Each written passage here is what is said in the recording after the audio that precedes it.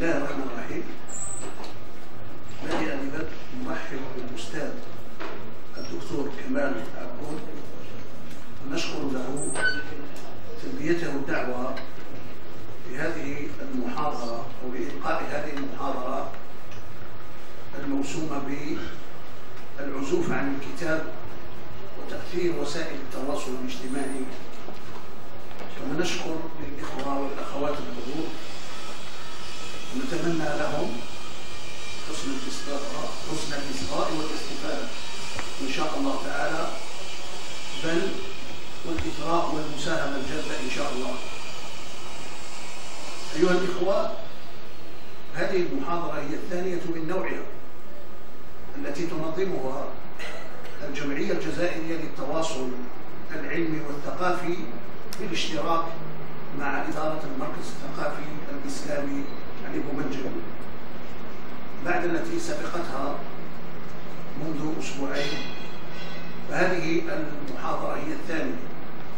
نشكر للقائمين على هذا الصرح الذي ما فتئ ينشر الثقافة والوعي والفكر المعتدل خلال عقود من الزمن. كما نتمنى للإدارة والعمال الساهرين على هذا المركز كل التوفيق والسداد والجزاء عند الله يوم لا ينفع مال ولا بنون إلا من أتى الله بقلب سليم. أيها الإخوة، أيتها الأخوات، نحن أمة إقرأ. أول آية نزلت من كتاب ربنا هي قوله سبحانه وتعالى بعد أعوذ بالله من الشيطان الرجيم: اقرأ باسم ربك الذي خلق، خلق الإنسان من علق، اقرأ وربك الأكرم الذي علم بالقلم، علم الإنسان ما لم يعلم. لكن أيها الإخوة، لنا أن نتساءل اليوم: هل نحن أمة اقرأ قلبا وقالبا؟ هل نحن اليوم نقرأ ونشجع القراءة كما يفترض منا أن نكون؟ ونحن نعيش في عالم لا مكان فيه للضعفاء، في عالم الصراع فيه محتدم، دول تبذل الغالي والنفيس لتفرض ثقافتها. أين محلنا نحن من هذا الصراع؟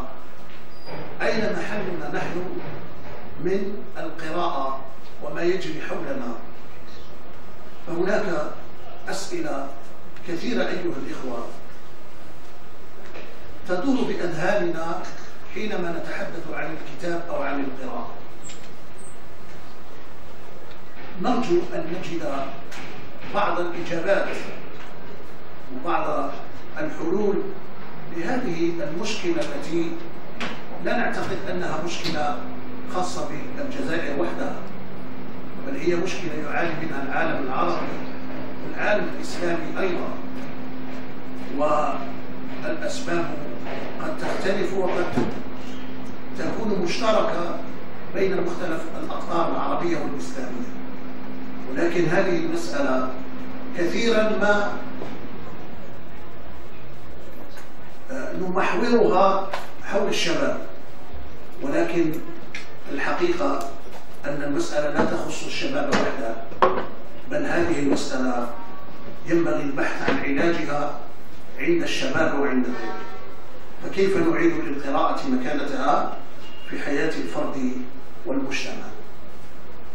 ابتدأنا بقوله تعالى: اقرأ باسم ربك الذي خلق. وفي تراثنا قول جميل لا يزال يتلألأ، قول المتنبي حين قال: وخير جالس في الزمان الكتاب، وقال: خير المحادث والجالس كتاب، تخلو به إن ملك الأصحاب. فالكتاب أيها الإخوة خير جليس يجلس إليه الإنسان يتمتع بقراءته ويستفيد من كنوزه ويسلي به عن همومه وأحزانه. وقبل ذلك قال سقراط: إذا أردت أن أحكم على إنسان فإني أسأله كم كتابا قرأت. ومن خلال الإجابة فعلا ستتجلى مكانة هذا الإنسان. ويقول أحد الدارسين، وبهذا أفسح الكلمة للأستاذ: إذا أردت أن تعرف منزلة أمة من الأمم من الحضارة وتقيس حظها من الثقافة، فانظر إلى منزلة القراءة فيها وموضوعها ومن سلم اهتماماتها. بدون إطالة أفسح المجال للأستاذ كمال عرقون، وهو أستاذ محاضر في جامعة البليدة، ساهم في عدة ملتقيات وفي عدة ندوات، يعني ألقى عدة محاضرات وعدة ندوات، كما ساهم بعدة مقالات في المجلات الجامعية المحكمة. فأتمنى له التوفيق، وتخصصه في علوم التربية. نسأل الله له السداد والتوفيق، وليتفضل مشكورا. أشكر الإخوة على اختيارهم للموضوع العزوف عن الكتاب وتأثير وسائل التواصل الاجتماعي. وبدون إطالة أحاول أن أبدأ أو أشرع مباشرة في سرد أهم النقاط التي لها علاقة مباشرة بالموضوع. لا يخفى عليكم أولا أن اختيار هذا الموضوع مرتبط ابتداء باليوم العالمي للكتاب الذي يصادف يوم 23 أبريل، وهو يوم اختارته منظمة اليونسكو كي تجعل شعاره أهمية الكتاب والحث أو حث الدول على الاهتمام بالكتاب وقراءة الكتاب. وإن كان هذا اليوم اختير من طرف اليونسكو كيوم عالمي، فهو بالنسبة إلينا في تراثنا، في بعدنا التاريخي، في بعدنا الحضاري، والآيات التي استهل بها الأستاذ هذه الندوة تمحورت حول الآيات الأولى التي نزلت، وهي اقرأ من سورة العلق. اقرأ اقرأ باسم ربك الذي خلق. إذن قضية القراءة ليست غريبة علينا كمفهوم وكمحتوى، لكن الممارسات اليومية أبعدتنا عن القراءة، وأصبحت بالنسبة إلينا يحتفى بها أو في المناسبات فقط. أما من حيث الممارسة، من حيث ممارسة فعل القراءة، فهو من النادر أن نمارسه. اليوم عندما نعود إلى الواقع الاجتماعي نجد أن القراءة الإخوة اختاروا الكتاب، أنا اخترت الموضوع أوسع، قلت العزوف عن القراءة، هم قالوا العزوف عن الكتاب، أنا قلت العزوف عن القراءة لأن الكتاب جزء، لأن القراءة أوسع. الكتاب جزء من القراءة، نعم هو أهم القراءات ولكن ليس كل القراءات. لهذا قلت اليوم القراءة لما نعود إلى المشهد الاجتماعي نجد أن القراءة تقريبا تكاد تكون منعدمة أو مقتصرة عن القراءة التعلمية، بمعنى لو لم تكن هناك مدرسة ولم تكن هناك امتحانات لما لجأنا إلى قراءة الكتب، لأن القراءة أنواع وسنفصل في هذا فيما بعد. إذن أصبحت هناك القراءة التعليمية. فيما يخص المشهد الاجتماعي نجد أن القراءة اليوم باتت تقتصر إن وجدت على الصحف اليومية، وفي الصحف اليومية أغلبنا يختار الصفحات المتعلقة إما بانشغالات خاصة، بإعلانات، أو بصفحات الرياضة، أو بصفحات إعلانات متعلقة بالتلفزيون، أو إن كان مقاولا بالمقاولاتية إلى آخره. أما أن نقرأ الصحيفة كلها فهذا من النادر جدا.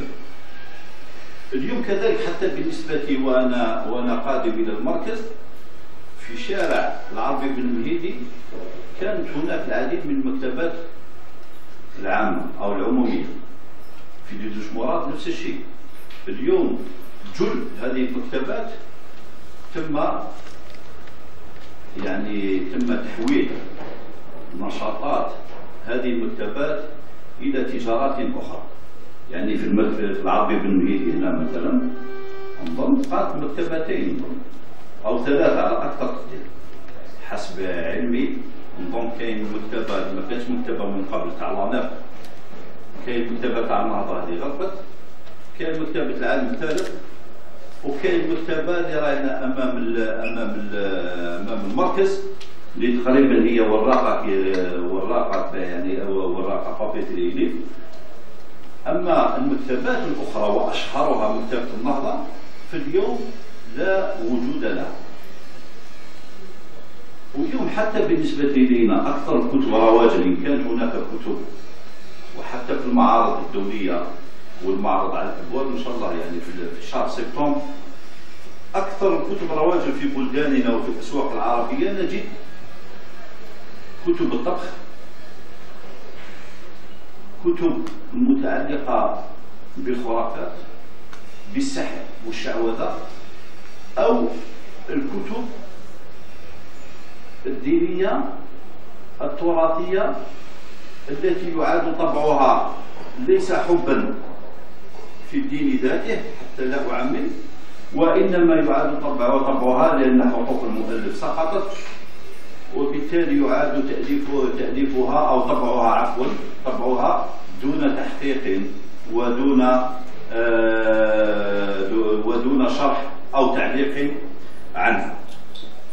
لما نعود للاستطلاعات، يعني بعض الأشخاص قاموا باستطلاعات في الميدان، وهنا استشهد بقول الأستاذ محمد هادي الحسني يقول: لقد أحسست بدوار رهيب وأنا أقرأ في تقرير لمنظمة الأمم المتحدة للتربية اليونسكو أن متوسط قراءة الفرد في المنطقة العربية بلغ 6 دقائق في السنة. 6 دقائق في السنة مقابل 12,000 دقيقة في السنة للغرب. كنت أود أن تكون هذه المعلومات موجودة، لأنها موجودة في الجهاز. أي ما يقارب من 11 كتاب للأمريكي و7 كتب للبريطاني. كما ذكر تقرير التنمية الثقافية العربي الثالث صادر عن مؤسسة الفكر العربي في ديسمبر 2010 أن العرب في عام 2009 قاموا بتحميل نحو 43 مليون فيلم وأغنية. هذا من فيلم وأغنية، بينما قاموا بتحميل 4 مليون كتاب فقط. احتلت كتب الطبخ مركز الصدارة بنسبة 23%. وأضاف تقرير التنمية الثقافية العربي نفسه أن عملية البحث التي قام بها العرب عام 2009 على شبكة الإنترنت كانت عن المطرب تامر حسني، موش أنا هذه تقارير ضعف، والله أنا لا أعرفه أصلا. المطرب تامر حسني ضعف عملية البحث التي قاموا بها عن نزار قباني والمتنبي ونجيب محفوظ ومحمود درويش مجتمعين، هذو كلهم. هذه بعض الإحصاءات التي أردت أن أعطيكم إياها، وهناك إحصاءات كثيرة حتى نبين حجم الظاهرة وحجم المشكلة. معنى ذلك أننا نريد أن نثبت بأن المشكلة موجودة بالفعل. السؤال: ما هي أسباب أو لماذا العزوف عن الكتاب؟ ما هي الأسباب الكامنة وراء هذه المشكلة؟ قبل الإجابة على هذا السؤال أود أن أعرف ما معنى القراءة. ما معنى القراءة؟ القراءة تعرف على أنها عملية فكرية عقلية يتفاعل معها القارئ فيفهم ما يقرأ وينقده ويستخدمه في حل ما يواجهه من مشكلات والانتفاع بها في المواقف المختلفة. ومن هنا يمكن تحديد 5 أبعاد المفهوم الحديث للقراءة. أولا، تعرف الحروف الكلمات والجمل والعبارات والنطق بها. 2، فهم المادة المقروءة. 3، نقد المادة المقروءة. 4، استخدام القراءة في حل المشكلات. وخامسا وأخيرا، الاستمتاع بالمادة المقروءة وحسن تذوقها. علماء النفس التربية يشيرون إلى أن القراءة، وهي هنا تمثل علاقة مع الكتاب في بناه التأسيسية، تمر عبر 4 مراحل القراءة. المرحلة الأولى وهي مرحلة مهارية بامتياز، حيث تنتقل حسب المرحلة العمرية من مهارة فيزيولوجية، تعرف على الحروف، النطق، السرعة، إذن ننتقل بها من مهارة فيزيولوجية إلى مهارة عقلية، من جانب الحس الحركي إلى الجانب العقلي، إلى مهارة عقلية، ثروة المفردات، تعرف الاتجاهات والقيم والمثل الموجودة في النصوص. إذن هذه أول مرحلة. إذن المرحلة الأولى ننتقل فيها من المهارة الفيزيولوجية، النطق وسرعة القراءة ومعرفة الحروف والكلمات، إلى مرحلة عقلية تتمثل في ثروة المفردات، تعرف الاتجاهات والقيم الموجودة في النص. المرحلة الثانية وهي المهمة، هي تتحول القراءة إلى عادة لدى المتعلم. فالعادة تبنى على أرضية المهارة، لا يمكن أن نكون عادة إلا إذا كانت هناك مهارة عقلية. إذا تبنى على مهارة التي غالبا ما تكون تعليمية. إذا المرحلة الثانية هي مرحلة التعلم واكتساب المهارة، واكتسابها يكون تعليمي. لما نقول تعليمي معنى ذلك أنها مرتبطة بتربية المقصودة، وبالتالي تكون في المدرسة. إذا أما العادة والاعتياد فهي مسألة اجتماعية.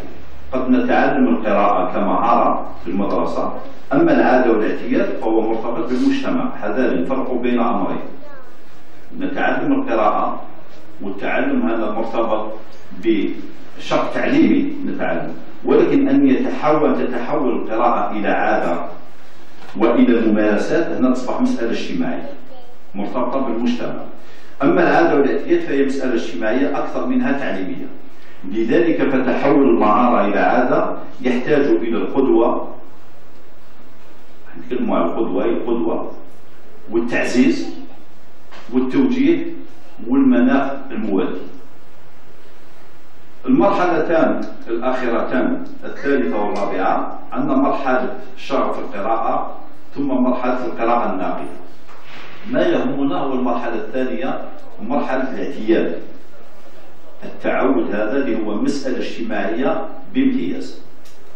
مرحلة تحول القراءة إلى عادة وعادة محببة، وهذه بدورها مرتبطة بالبيئة والمناخ الاجتماعي في الأسرة أولا والمجتمع ثانيا. إذن هي في آخر المطاف محصلة ذات معطى اجتماعي. ومن هنا يبدأ تحليلنا لأسباب العزوف عن القراءة، الذي حصرته حسب وجهة نظري في نقطتين رئيسيتين. لا يعني أنه لا توجد نقاط أخرى، ولكن أردت أن أركز على نقطتين رئيسيتين. النقطة الأولى ذات بعد اجتماعي، النقطة الثانية مرتبطة بالثورة التكنولوجية. وأقصد هنا بالبعد الاجتماعي بمفهومه الواسع، لأن الفرد يعيش في مجتمع، والمجتمع هذا له توجهات، له غايات يصبو لتحقيقها. لهذا في الواقع الاجتماعي لما أتحدث عليه نتحدث عن اختيارات الدولة كدولة، اختيارات مؤسسات الدولة كمؤسسات، ومن بين هذه المؤسسات راح نتكلموا على المنظومة التربوية كمنظومة، المؤسسات الأخرى ذات العلاقة بالسياسة والاقتصاد والثقافة،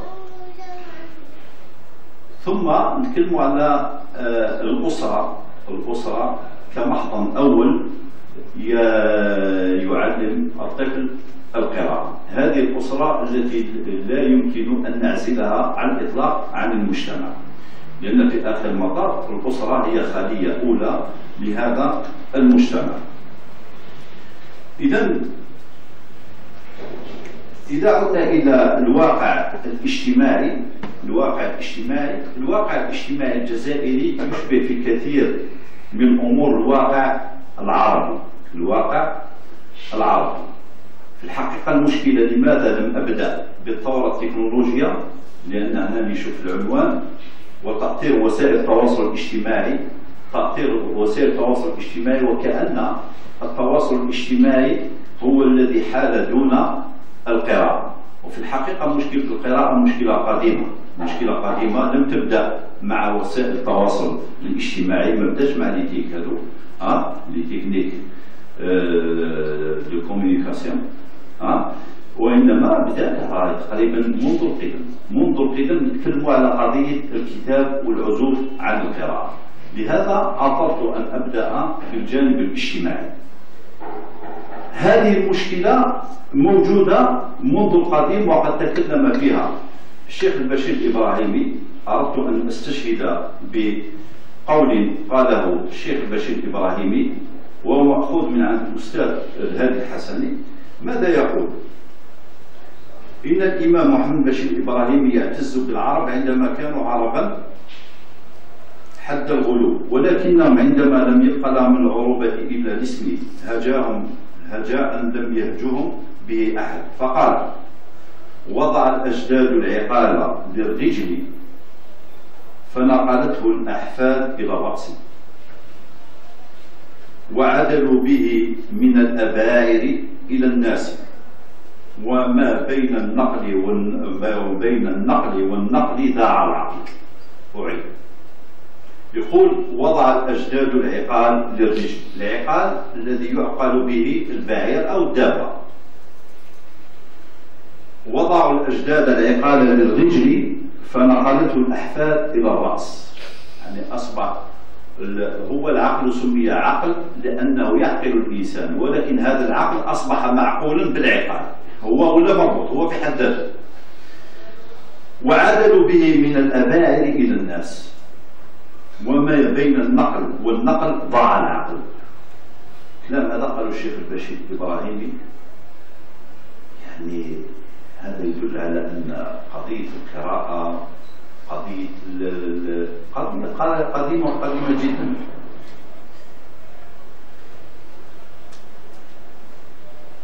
لما نعود إلى انطلاقا من قول الشيخ البشير الإبراهيمي، لما نقول الواقع الاجتماعي ماذا نقصد بالواقع الاجتماعي؟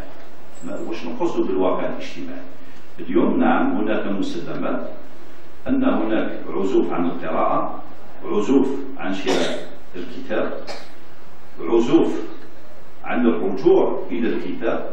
نرانا في المدرسة وفي الجامعة الطلبة بل الأساتذة لا يعودون إلى الكتاب. إذا طلب منهم عمل أسهل طريقة وأسهل وسيلة هي العودة إلى الإنترنت، ينقلون منه دون تمحيص ودون تلخيص الأمور التي طلبت منهم ويعرضونها كما هي. وخير دليل على ذلك ما هو مطبوع من بحوث وما يناقش من بحوث في الجامعات.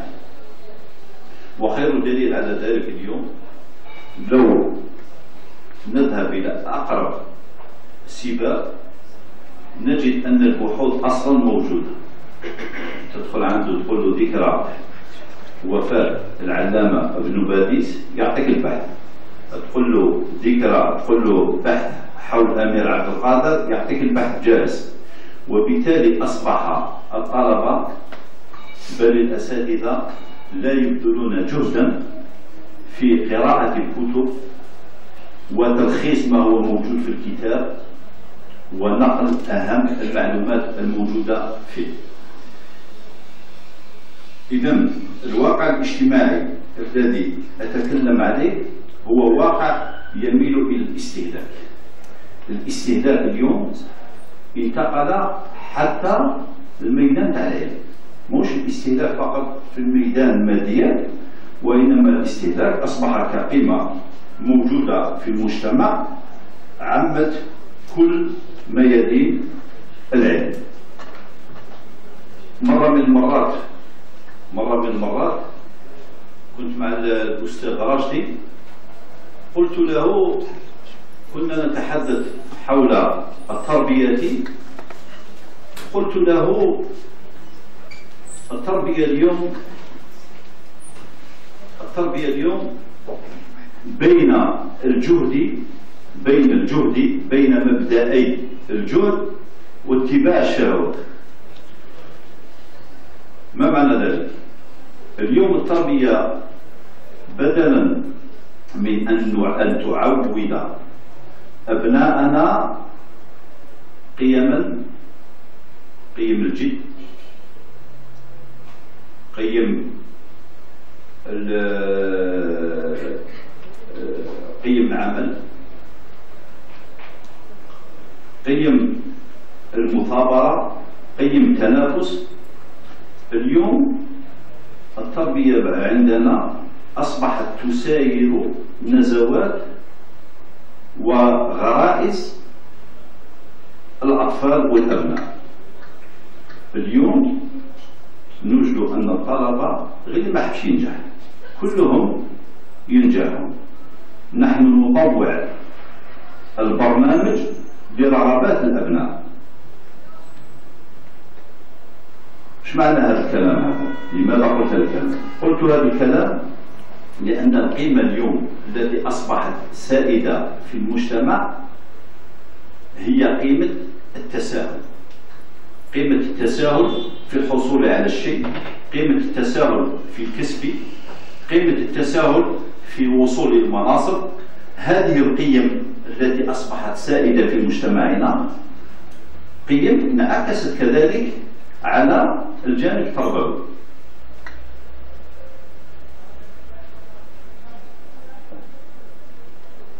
لما نعود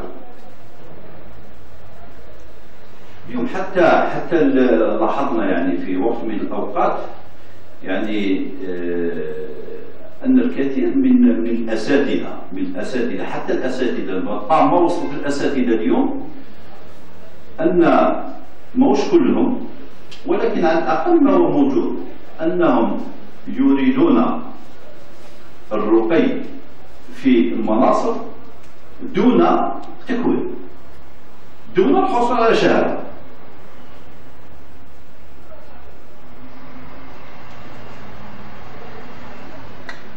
إذا لما نعود قلت هذه القيم التي أصبحت سائدة في مجتمعنا انعكست على منظورنا أولا للعلم، منظورنا للكتاب، منظورنا للقراءة، منظورنا للمعلم، لأن اليوم المعلم حتى كمهنة أصبحت أدنى مهنة في المجتمع هي مهنة المعلم. من أراد أن يصبح ثريا أو تكون له مكانة اجتماعية فما عليه إلا أن يمارس، ما نقولش وظائف، ماهيش وظائف أصلا، أن يمارس هوايات أخرى، يكون لاعب كرة قدم أو يكون مغني أو يكون في ميدان من هذه الميادين. معنى ذلك اليوم أبنائنا بالنسبة إليهم الدراسة والتعلم ومن ثم الكتاب لا قيمة له، فهو يدرس من أجل الحصول على الشهادات، والحصول على هذه الشهادة هناك طرائق شتى للوصول إليها. كاين طريقة الغش، كاين طريقة الرشوة، كاين عدة طرائق. وبالتالي أننا نقرأ ونفتح الكتاب ونجد من أجل النجاح لا قيمة له في المجتمع. النجاح كقيمة، التعليم كقيمة، الشهادة كقيمة لا قيمة لها في المجتمع، وهذا ينعكس سلبا. لما تسأل التلميذ يقول له اقرأ، يقول لك علاش نقرأ؟ يعني أحسننا يقول له باش تكون عندك وظيفة جيدة، يقول لك لماذا الوظيفة الجيدة؟ من أجل مدخول أحسن. يقول لك بإمكاني أن أحصل على المدخول الأحسن بطرائق أخرى، كاين طرائق أخرى. وبالتالي المجتمع كمجتمع لا يشجع هذه قيم البذل، قيم العلم، قيم التعلم، ومن ثم قيمة الكتاب، لأن كي نتكلموا على الكتاب أنا نتكلموا على العلم.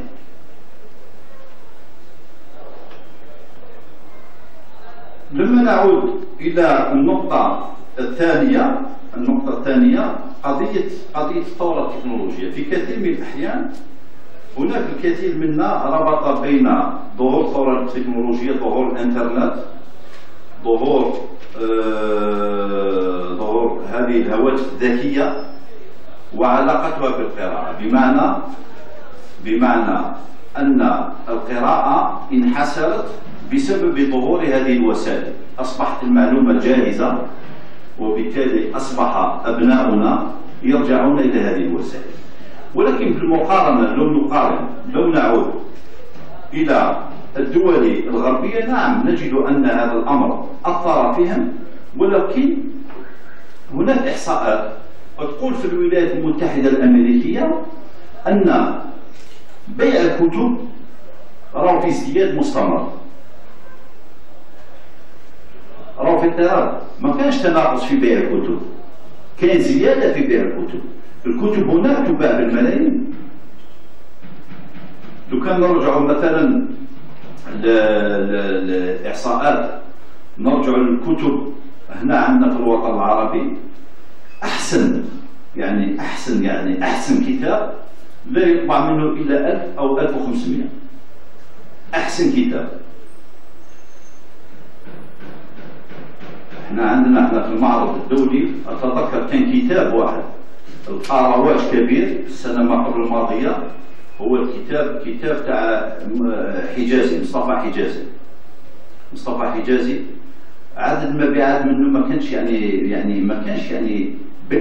نظن حوالي 2500، يعني في معرض دولي في الجزائر 2500 كتاب، مقارنة بمبيعات الكتب في الدول المتقدمة على رأس الولايات المتحدة الأمريكية التي يباع منها بملايين، مش بالآلاف، بملايين، ويطبع منه نجد الكتب في طبعاتها الرابعة والخامسة والسادسة.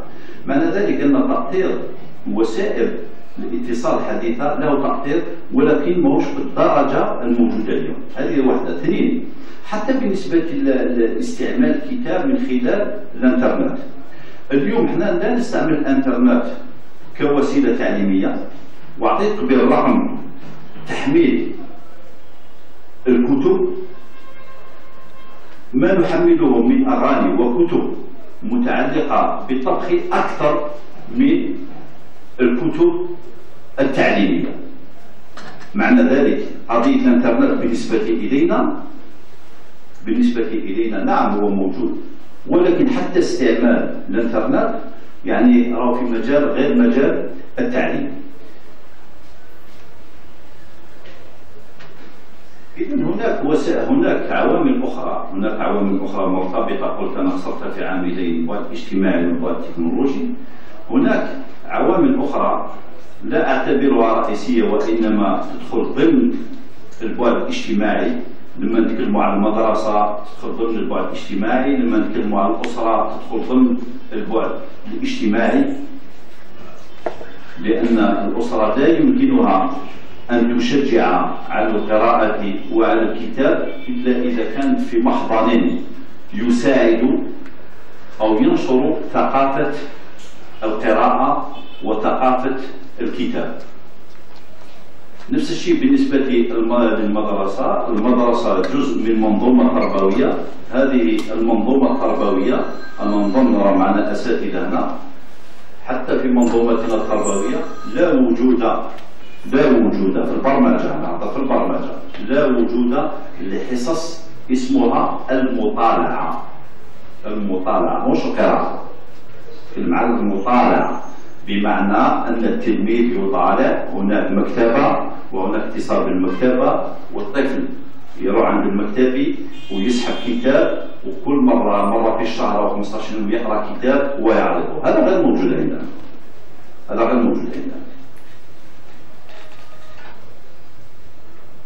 يعني هذه يعني أهم النقاط التي وددت أن أتطرق إليها بشكل مختصر، وما تبقى من أفكار أود أن نناقشه معا، وشكرا.